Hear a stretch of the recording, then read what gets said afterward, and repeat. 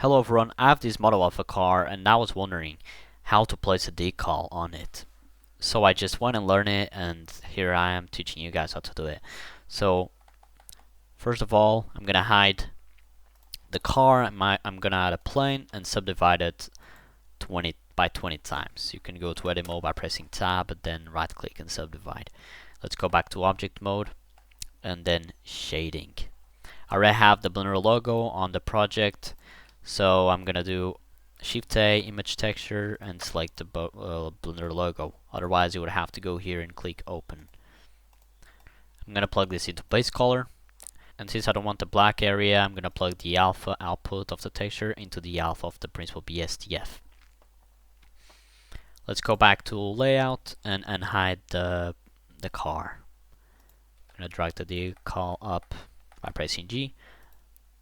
Now I want to add a shrink wrap modifier and set the target to the car mesh, and then set the wrap method to project. I just found it to be the best way to do it. I'm actually going to scale up the image so it looks right, and then by pressing G, let's drag it so it projects onto the surface well. I'm actually going to scale it down, and then under shrink wrap we have the offset, and we can change it until it looks good. Now we're getting shadows underneath the logo. We need to turn off the shadow in the shading.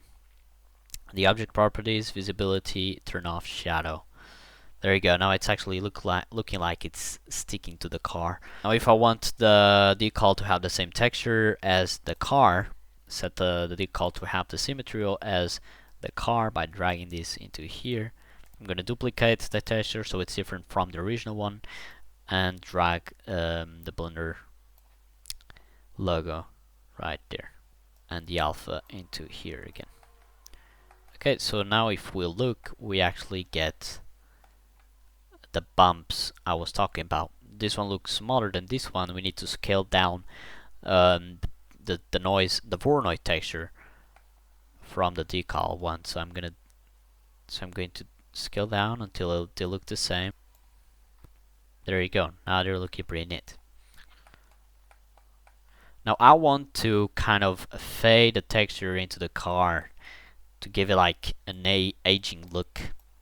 So we can do that by adding a mix color to the alpha and adding a noise texture. Okay. I'm actually going to drag the factor of the noise texture into the factor of the mix color and add a color ramp between them. And now we can already see what it is doing. We don't want this though. We need to set this alpha to 0 and set the color to black. And there you go. Now you can actually scale it down, scale it up, and give it a nice look. You can actually animate the noise by setting the noise texture to 4D instead of 3D, and choose however you think looks the best. Now let's say you want to make a cloth simulation with a decal on the cloth. But the issue we have here is that the shrink wrap does not handle cloth simulations. So I found this add-on that allows you to do that. I'm gonna add a plane, and then I'm gonna make a real quick pillow.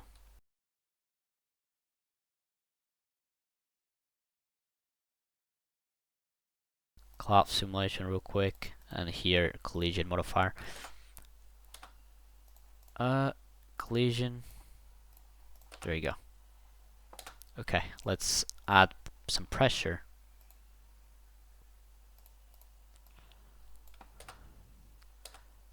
Even more. There you go. Let's add a subdivision modifier and shade smooth. Awesome. So the add-on I'm talking about is actually called EZDecal. It has 20 preset of decals you can use, Blender related and some not Blender related. But let's try and use the Blender icon. Let's set the target to be this. Let's place it. You can actually scroll up and scroll down to place it. to make it bigger or smaller, and then you apply. We're actually getting some clipping there, so let's do it again. There you go. Let's set it to project and put it down and apply. Then move it again back up. There you go. Now if we play, it doesn't work.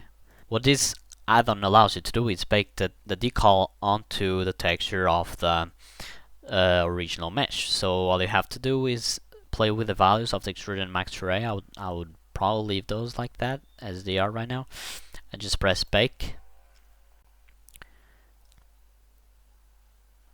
And there you go. Now you have the decal baked in, and you can play the animation, and the cloth simulation works perfectly well.